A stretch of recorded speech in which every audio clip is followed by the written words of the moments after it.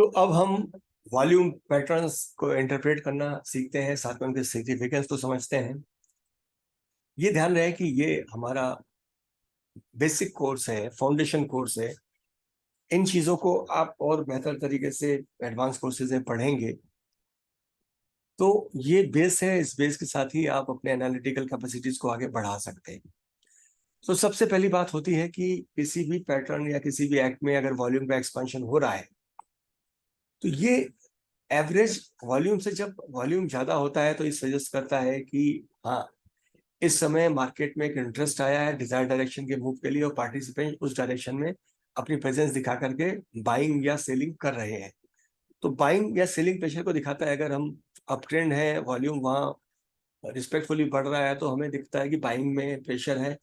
और इसी तरीके से जब प्राइस गिर रहा है और साथ में उस डायरेक्शन में वॉल्यूम का एक्सपेंशन है तो हमको दिखाता है कि सेलर्स का भी पार्टिसिपेशन है, सेलर्स का प्रेशर है। तो volume expansion can be a powerful confirmation signal for price movement. इसे आप इग्नोर ना करें। बुलिश वॉल्यूम का एक्सपेंशन कैसे होता है? प्राइस भी ऊपर जा रहा हो और वॉल्यूम भी हमारा ऊपर जा रहा हो, तो this is known as bullish. इसको हमने ओवीबी से देखा है, इसको हमने यहाँ प्राइस मूवमेंट से भी देखा है। तो दैट इज बुलिश एक्सपेंशन।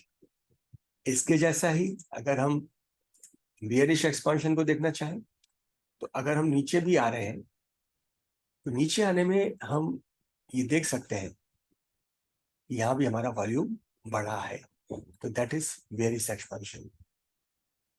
इसके बाद एक महत्वपूर्ण विषय है जिसे हम देखते हैं कि that is known as volume drying up. किसी भी डिजायर्ड मूवमेंट के वक्त जब वॉल्यूम एक्सपेंशन में रहा हो उसके बाद वॉल्यूम गिरना शुरू हो जाए, वॉल्यूम गिरने का अर्थ है कि लेक ऑफ बाइंग और सेलिंग वहां पे आ गई है। तो ये मार्केट के इंटरेस्ट को डिमिनिश करना दिखाता है कि पार्टिसिपेशन या पार्टिसिपेंट अब यहाँ पर और इंटरेस्टेड नहीं है उस डायरेक्शन के मूव को ले जाने के लिए। यहाँ प्राइस का मूवमेंट स्कैटर्ड होने लगता है, एवरेजेस के आसपास या तो ऑस्किलेट करने लगता है या एवरेज के करीब आने लगता है और वोलेटिलिटी यहाँ पर गिर जाती है, प्राइस रेंज टाइट हो जाती है और उसमें वॉल्यूम एवरेज से नीचे या कमजोर दिखने लगता है तो हम कहते हैं कि वॉल्यूम इज ड्राइंग अप। जैसे बुलिश वॉल्यूम ड्राइंग अप कब होगा? कि बढ़ते प्राइस के साथ में जब हम वॉल्यूम भी एक्सपेंशन में देख रहे थे लेकिन एक स्टेज बाद में वॉल्यूम भी हमारा गिरने लगा, तो that is known as drying up. Similarly अगर हम बेयरिश वॉल्यूम को देखते हैं तो बेयरिश वॉल्यूम में भी यही स्थिति है कि गिरते प्राइस के साथ में वॉल्यूम बढ़ रहा था लेकिन प्राइस अभी भी गिर रहा है, लेकिन वहां वॉल्यूम अब घटना शुरू हो गया है।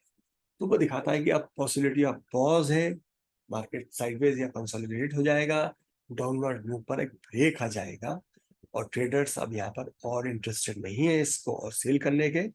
तो ये चीजें कहलाती हैं कि वॉल्यूम ड्राइंग अप।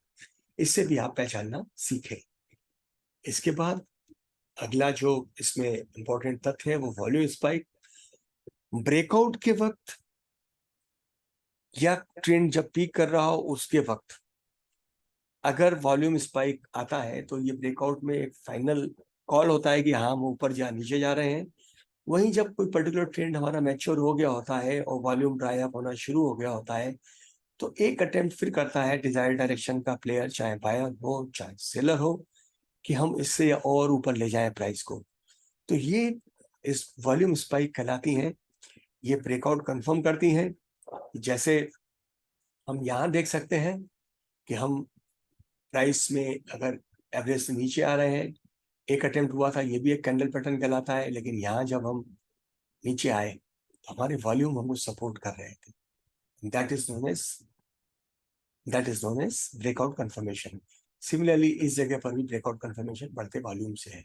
या नीचे लाने के लिए भी एक स्पाइक आई थी कि हम इसको प्राइस को यहाँ से तोड़ दें, लेकिन प्राइस ने अपने को सस्टेन किया। तो ये चीजें आपको सीखना पड़ेंगी कि रिवर्सल के वक्त spike, maturity of the trend या मैच्योरिटी ऑफ द जो एग्जॉशन होता है कि बायर सेलर का, वो एक लास्ट अटेम्प्ट करते हैं। वही डिजायर डायरेक्शन में जो बायर या सेलर उसको ऊपर ले जाने का या नीचे ले जाने का प्रयास कर रहा है तो वो भी एक थ्रस्ट मारता है और एक्स्ट्राऑर्डिनरी बाइंग करता है जो वॉल्यूम में रिफ्लेक्ट करती है। तो ये वॉल्यूम स्पाइक को समझना आपको सीखना पड़ेगा। ये ऑफ कोर्स हमारे ये सारे जो मॉड्यूल्स हैं इनके क्रैश कोर्सेज भी हैं जिसमें आपको ये चीजें हम सिखाएंगे। अगर आप इसको पढ़ के आ भी रहे, कोई डाउट्स भी हैं तो वो आपके क्लियर हो जाएंगे। सिमिलरली जैसा मैंने आपसे कहा था कि यहाँ जो कैंडल्स हमने देखी थी कि ये जगह पर अगर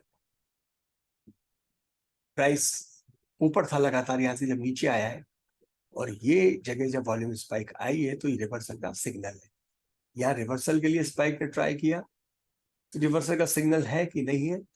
वो इसलिए नहीं है कि हम एवरेज से ऊपर थे, कंफर्मेशन कैंडल्स ने रिवर्सल डिक्लेयर नहीं किया, क्योंकि कोई ना कोई डिजायर डायरेक्शन में और आपके रूल सेट के हिसाब से कि एवरेज के नीचे आ गए हो तो हम रिवर्स हो गए हो, वॉल्यूम सपोर्टेड हो, तब हम मानते हैं कि हाँ हम यहाँ से नीचे जाना या इसी तरीके से अपोजिट में ऊपर जाना आप ट्रेंड के लिए सोच सकते हैं। तो ये चीज जो है बेसिकली ब्रेकआउट और रिवर्सल्स को भी डिक्लेयर करती है। तो आपको इसे प्रैक्टिस करना चाहिए, इसे समझना चाहिए। तो ये हमारे जो तथ्य थे वो हमें दिखाते थे कि वॉल्यूम को हम किस तरीके से ऑब्जर्व करें।